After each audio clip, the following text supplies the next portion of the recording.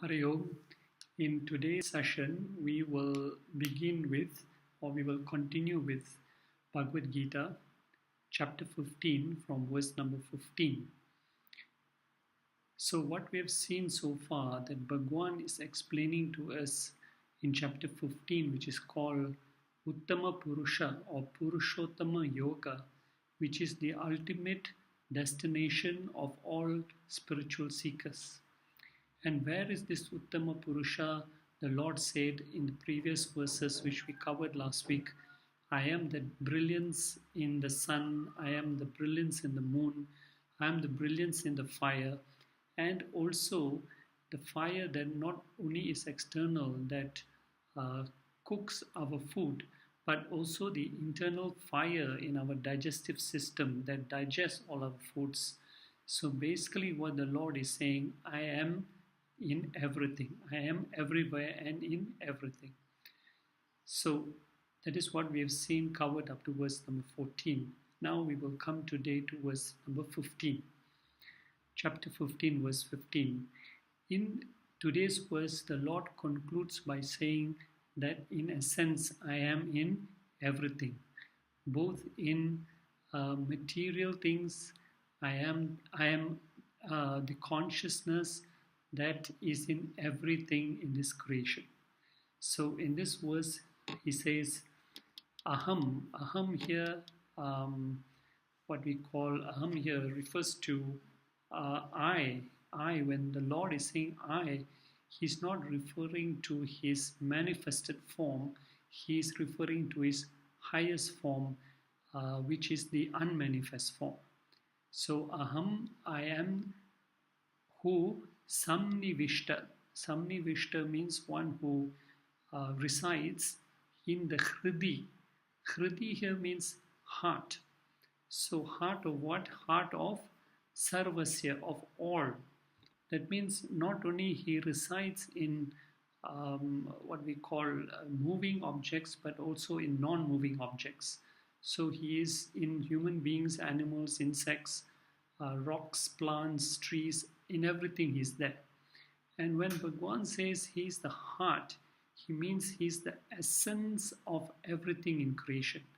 Because he's the source of all creation, he's the support of everything that exists in creation, and upon dissolution, everything goes back into that, what we call into his form. So when he says heart, means he's the very essence or the heartbeat of the entire creation.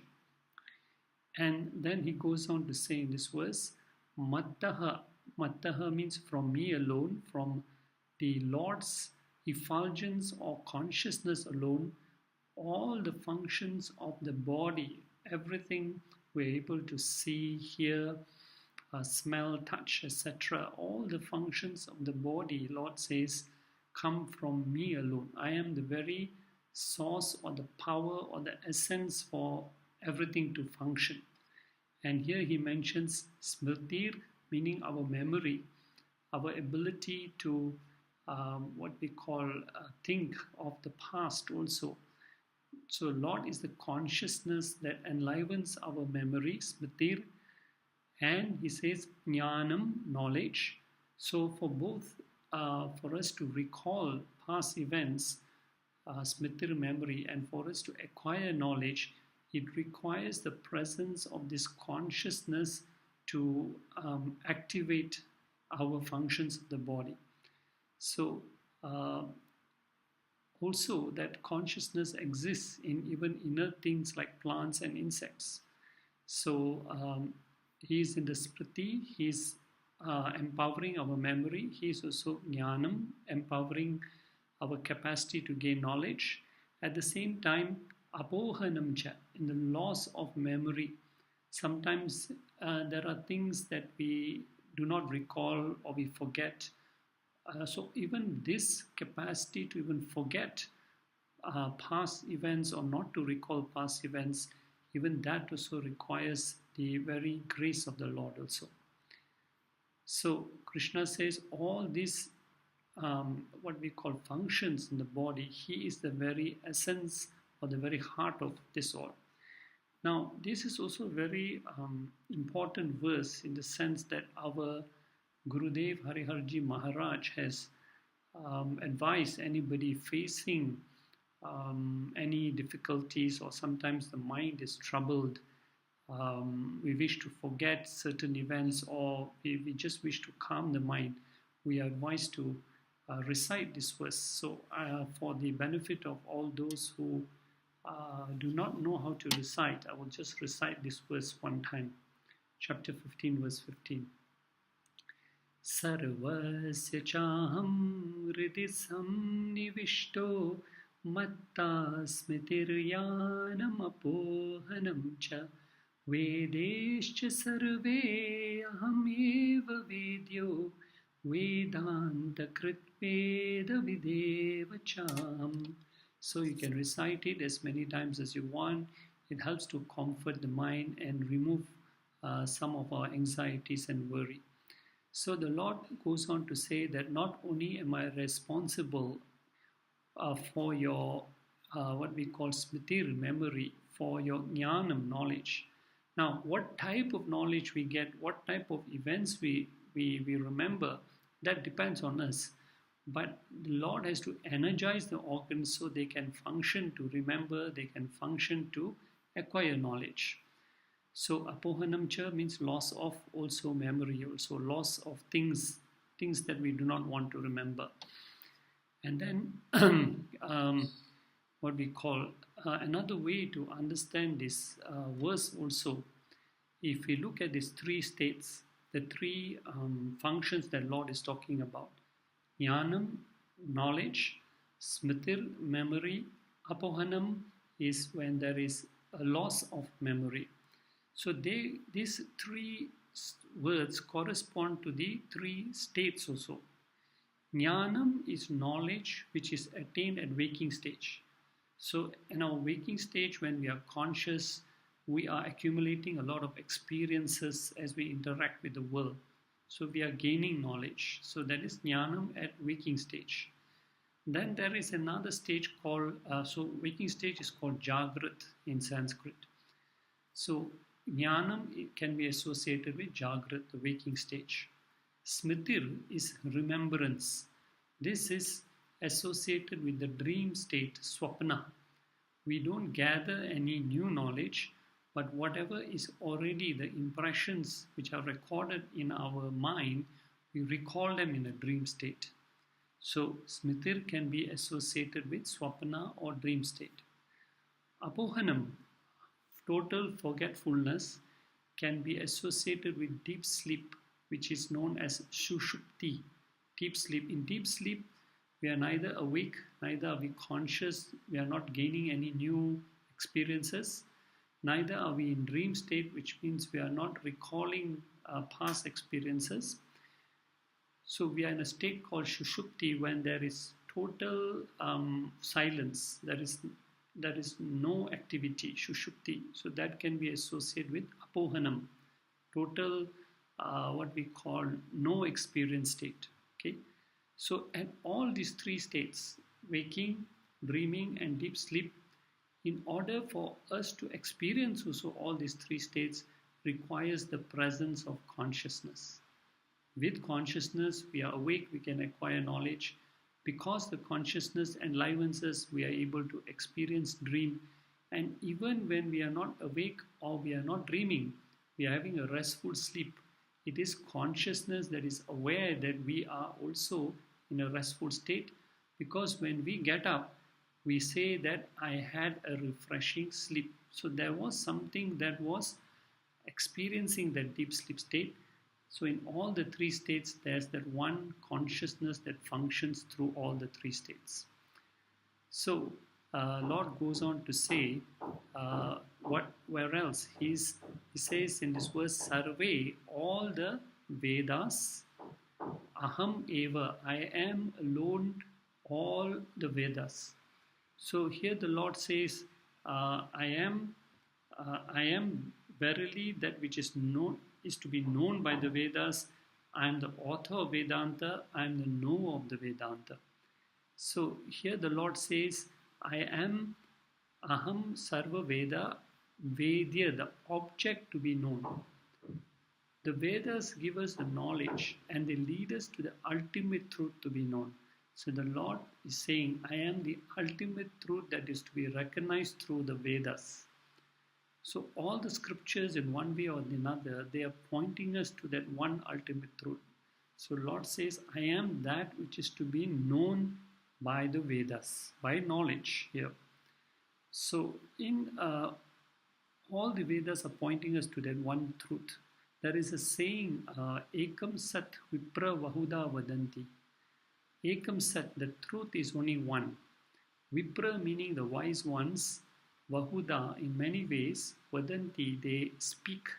So many sages and saints, the wise ones, they speak, but ultimately they are all telling us about that one truth, that one destination in different ways, in their own ways. And then the Lord says, Vedanta Krit, I am the very origin of the Vedas. So if He is the destination or the goal which is mentioned in the Vedas, who is the author? Who is the one who gave the Vedas to human beings? Lord says, I am the very origin of the Vedas. I am the author of the Vedas also, which were conveyed. The Vedas are known as Shrutis because they were divine revelations that were conveyed by the Lord to selected individuals. And all the four Vedas point to that one goal, and that in each Veda there is one Mahavakya or great declaration. So four Vedas, each Veda contains one great declaration. The first one is found in the Rig Veda. The Rig Veda, there is an Upanishad called the Aitreya Upanishad. And the declaration, the Mahavakya, the great declaration is Prajnanam Brahman. Prajnanam Brahman means Brahman is consciousness. So what is Brahman? Brahman is identified as all-pervading eternal consciousness. That is the first statement. Second statement is Tat Tvam Asi, which is given in the Samaveda, in the Chandogya Upanishads of the Samaveda.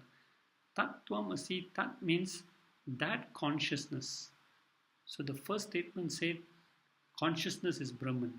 Second statement says Tat, that consciousness, Tvam, you, Asi, are. First statement says Brahman is consciousness. Second statement says you are that consciousness. So that is the second logical statement. Brahman is consciousness. You are that consciousness. Third statement is from the Brihad Aranyaka Upanishads of the Yajur Veda, which says Aham Brahma Asmi, I am Brahman. So that is the logical sequence. Aham Brahma Asmi is the third statement. I am Brahman. And finally, with the fourth statement is from the Mandukya Upanishads, from the Atharva Veda, which says, I am Atma Brahma.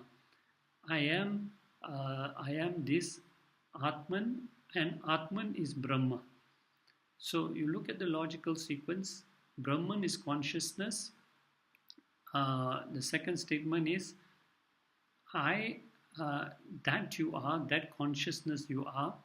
The third statement says you are Brahman, and then it says this Atman which we call as our soul is also Brahman.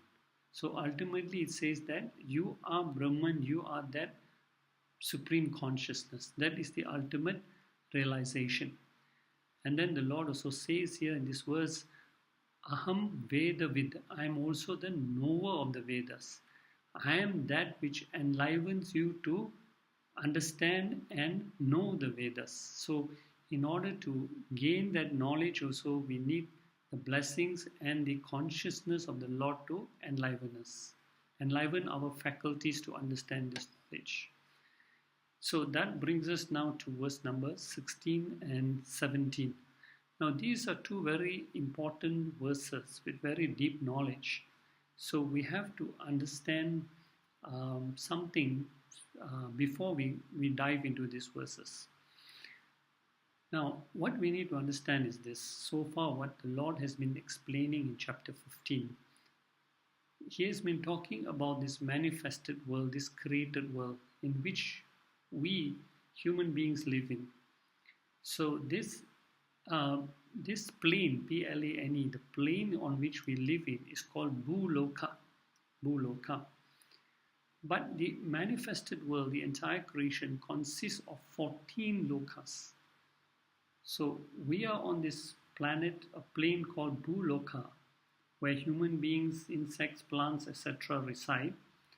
But above Bhuloka, there are 6 lokas, which are known as collectively the 6 lokas which are above Bhuloka. Above, when I say above, means they are pure lokas, they are superior lokas. Collectively, they are known as Swarga lokas, or levels of heaven. So they are known as Bhuva, Swaha, Maha, Jana, Tapa, Satya. So the higher the loka, these lokas, the Swarga lokas, is where the great sages and saints reside, is where all the devas, the demigods reside. And so those are the 6 lokas. Below this Bhuloka, there are 7 lokas which are collectively known as Patala lokas, or the what we call the hell, lokas of hell, where the demons and the what we call evil people reside. And these 7 lokas are called Atala, Vitala, Sutala, Rasatala, Talatala, Mahatala, Patala. Now, so you have 14 lokas. In the upper lokas, the devas and saints reside. Middle loka, human beings reside in human form. And below lokas, the what you call asuras, or the evil people, reside. Now, what is it that and what is it that there are so many lokas, and why are there all these people residing in different lokas? That's an important question to know. Now we should come back to verse number 2 in chapter 15. There is one line there. The last line in verse number 2, chapter 15. Karmanu bhandini manusha loke. It's a very important point here we must understand. Karmanu bhandini manusha loke. What is it that causes the existence of all these lokas? The Lord says the karma, the actions that we do, bind us in this manusha loka. It's a very important point we have to understand. Every action that we commit in this human form has a binding effect. When we say binding effect, means it creates a residual effect. And if we do good actions, we get a good effect. The good effect is known as punyam, as merit. If we do a bad action, we get a bad effect, which is known as papam, or sin or suffering. So good action leads to good effect. Punyam, which is enjoyment. You may get money, you may get wealth, you may get recognition. You can even go to the heavenly lokas, enjoy, and then when you exhaust your punyam, you have to come back to earth again. You do bad actions, evil actions, you get papam. You have to take another birth. You may go down to the lower hell lokas, suffer. But then once you exhaust that papam, you have to come back again to human birth. So every action that we do has a consequence.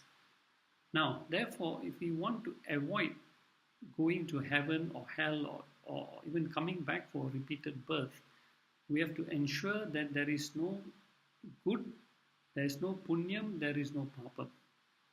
Now this brings us to another important point. If I want to avoid papam, it's very easy. I make sure I don't lie, I don't cheat, I don't steal, I don't do any of the forbidden acts. So I avoid any incidents of papam. So that part is very clear. I don't do bad actions. I avoid any incidences of papam. But what about good? You see, if I do good, I accumulate punyam, and because of that punyam, I got to keep on coming back. So even if I do good, I am also stuck in repeated births. So here we have to understand a bit more deeper. Now let's take the example of me doing a good deed, charity, dhanam. I go to an orphanage, I say I want to donate a certain amount, huge amount of money, but I have a condition.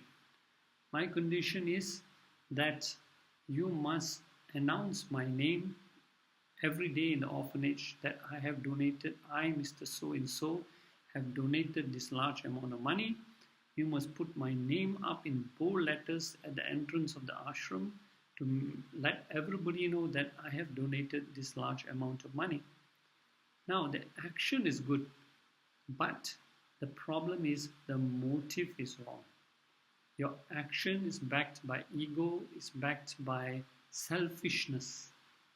So you will enjoy, therefore you've created a karmic effect. Because you did a good action, you wanted that recognition, you are now connected to the action. You have to enjoy the result of your good action. Because you did a good action out of selfish needs. Now take the same action. Another person goes to donate a large amount of money, but he considers himself as a humble servant of the Lord. He considers his act as he considers himself as an instrument of the Lord. He does the action out of humility, out of love and devotion for the Lord. There is no selfishness, there is no ego. This same act with a different attitude ensures that there is no karmic effect. So there is no punyam at all. You've done a good act, you've surrendered to the Lord. So every action that we do, not only spiritual actions, but even our duties that we do, if there is no ego, there is total surrender, every action is done as a love and devotion for the Lord, there is no punyam accumulated. So if there is no papam, there is no punyam, there is no more cause for us to take rebirth. So now that we understand this, we also have to understand, therefore, that the created world, the manifested world, there is a point when the entire creation goes into dissolution. Now this is connected to verses 16, 17 and 18 also, 16, 17 and 18. So we have to understand this concept a little bit more. So there is a manifested world, the 14 lokas. At the point of dissolution, the entire world is not destroyed. Why? Because there are desires there are karmic effects there that have to be worked out. So at the point of dissolution, this entire manifested creation goes back into seed form. It goes into unmanifested form. So you have manifested world, unmanifested world. At the point of creation, dissolution is known as pralaya. At the time of creation again, which is known as Shrishti, from unmanifest it becomes manifest. So this cycle has been going on and on and on, from manifest to unmanifest, from unmanifest to manifest. Now in these verses 16, 17, 18, the Lord talks about the manifested universe, the unmanifested universe which is in seed form, but he says the goal is not to just go between these two. Beyond these two, there is the supreme goal which is known as Uttama Purusha, the supreme consciousness or supreme being. That is the goal that we have to attain. So once we understand this, then we know here the Lord is identifying for us that ultimate goal. So with this understanding now, let us get into verse number 16. So 16, 17, 18 are all connected, and in verse number 18, the Lord talks about the Purushottama, which is the very title of this chapter. So now there are three components identified here. When the Lord is in this visible created universe, it is called the effect. This visible created universe is called the effect, which is which is known here in this verse 16 as Chara Purusha. Chara means that which is subject to change, which is subject to modification, constantly changing. Okay, but before this universe came into effect, it existed as the cause, as a seed form, and this is called here in this verse as Akshara Purusha. Akshara basically means that which is not subject to modification. It is the seed of the entire creation.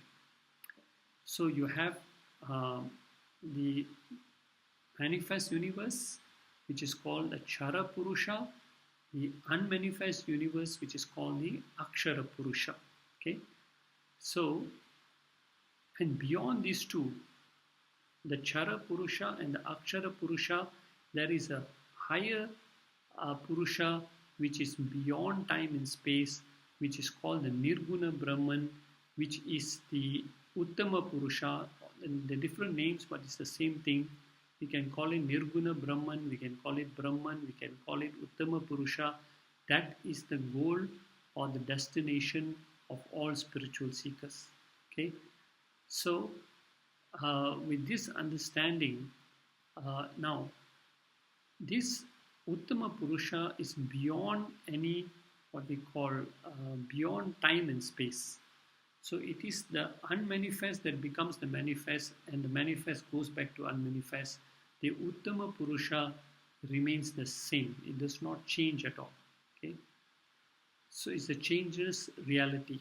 Okay, so now why is this very important for us to know?